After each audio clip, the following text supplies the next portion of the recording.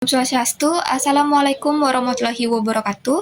Shalom, namo budaya, salam kebajikan, rahayu, dan salam harmoni.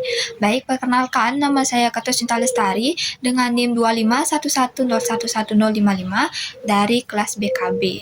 Baik, di sini saya akan mempresentasikan hasil pekerjaan saya mengenai ujian akhir semester statistika dasar yang diampu oleh Bapak Wayan Eka Paramarta, SPD MPD. Saja ke pembahasan yang pertama mengenai menganalisis hubungan jenis kelamin dengan kedisiplinan belajar melalui uji Chi kuadrat.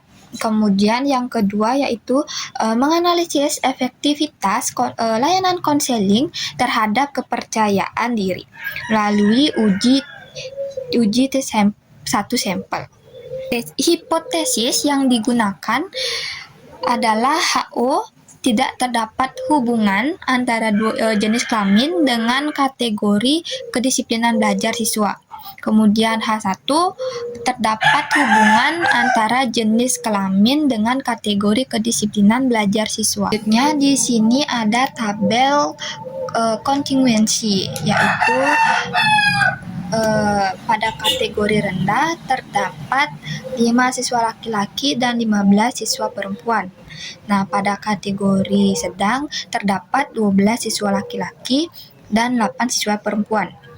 Pada kategori tinggi terdapat 13 siswa laki-laki dan 7 siswa perempuan. Nah, dari tabel ini terlihat bahwa jumlah laki-laki lebih banyak pada kategori tinggi, sedangkan pada siswa perempuan lebih banyak pada kategori rendah. Karena pada taras signifikasi 5% atau 0,05 dan dB-nya itu diperoleh 2, maka X tabelnya itu 5,991. Selanjutnya adalah menghitung frekuensi harapan. Nah, rumus dari frekuensi harapan ini adalah FA sama dengan jumlah baris dikali jumlah kolom dibagi N. Nah, N-nya ini adalah nilai. Nah, contoh pada yang sudah saya cantumkan di sana, bahwa jumlah baris laki-laki itu 30 dan jumlah kolom perempuan atau rendahnya itu 20. Dan jumlah respondennya sebanyak 60. Maka FH-nya, FH sama dengan 30 dikali 20 dibagi 60, maka hasilnya adalah 10. Dari jumlah yang saya cantumkan di sana, hasilnya sama semua, yaitu 10-nya yaitu menghitung nilai Chi kuadrat. Nah, rumus yang digunakan itu adalah X kuadrat sama dengan sigma FO dikurang FH kuadrat per FA. Nah, contohnya yang sudah saya cantumkan di sana, bahwa FO-nya itu 5 dan FH-nya itu 10. Dan total yang saya dapatkan di sana yaitu 2,500 ditambah 2,500. Nah, total semua itu adalah 7,600. Berdasarkan hasil yang sudah saya jelaskan tadi, bahwa dapat disimpulkan berdasarkan hasil uji Chi kuadrat diperoleh nilai Chi kuadrat hitung sebesar 7,600 dan Chi kuadrat tabel sebesar 5,991. Karena nilai Chi kuadrat hitung lebih besar dari Chi kuadrat tabel, maka HO-nya ditolak dan H1 diterima. Nah, dengan demikian dapat disimpulkan bahwa terdapat hubungan yang signifikan antara jenis kelamin dengan kategori kedisiplinan belajar siswa pada taras signifikansi 5%.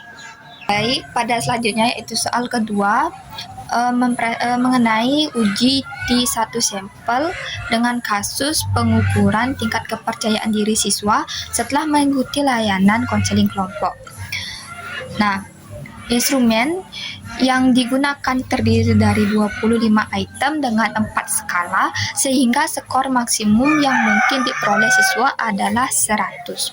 Nah, sekolah menetapkan standar keberhasilan sebesar 75% dari skor maksimum, sehingga nilai standar yang diuji adalah 75.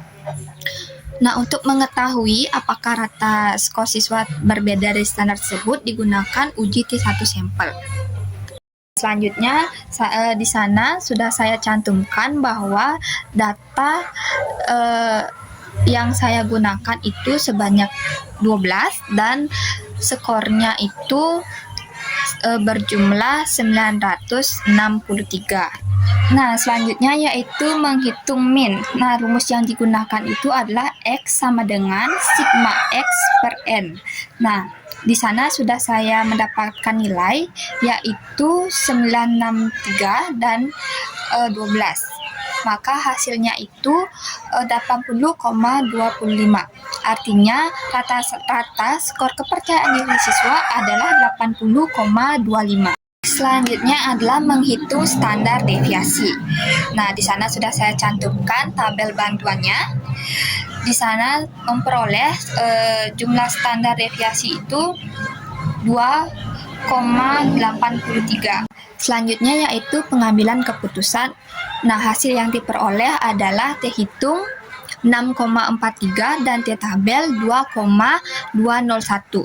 Nah, karena nilai T hitung lebih besar daripada T tabel, yaitu 2,201, maka HU ditolak dan H1 diterima.